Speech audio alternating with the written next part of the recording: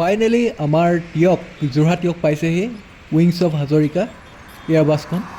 আৰু আমি বহুতে চাবলৈ গ'লে ৰখি আছিলোঁ, ৱেইট কৰি আছিলোঁ চাবলৈ পাম বুলি। আৰু সঁচাকৈ আজি আমাৰ মুখৰ ওচৰত এয়া পাইছেহি। কিছু অংশ তাৰে প্ৰথমখন গাড়ী আপোনালোকে দেখা পাইছে, তাতে আহিছে, পাংখাখন আহিছে। আৰু অলপ সময়ৰ পিছত আপোনালোকে দেখা পাব মেইন যোনখন এয়াৰবাছ হয়, এয়াৰবাছখন দেখা পাব আপোনালোকে। এয়া দেখা পাইছে পাংখাখিনি এখন গাড়ী আহিছে আৰু এখন গাড়ীত এয়াৰবাছখন আহিব। আৰু আপোনালোকে দেখা পাব বহুত মানুহ ভিৰ হৈ গৈছে ঠায়ে ঠায়ে। ৰাস্তাত সকলোৱে বাট চাই আছে গুৱাহাটীৰ ফালে, আৰু গুৱাহাটীৰ ফালৰ পৰা আমাৰ গাড়ীখন আহি আছে যিহেতু।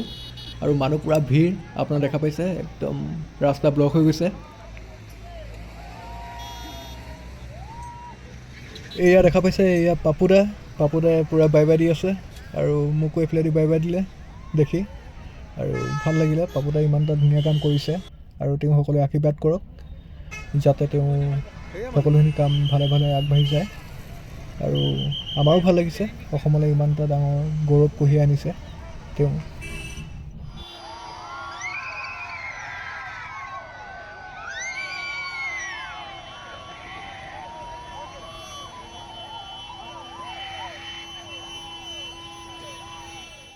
ফাইনেলি আমি দেখা পাইছোঁ, এয়া আপোনালোকে দেখা পাইছে ভিডিঅ'ত।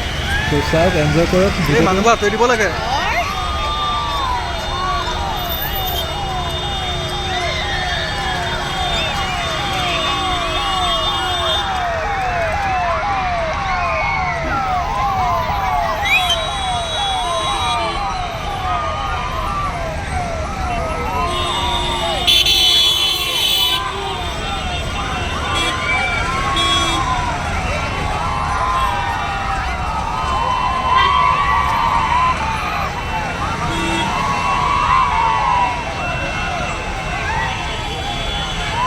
ফটোখন তাতে এনেকৈ মাৰি লোৱা, ইয়াতে ফটোখন মাৰি লোৱা।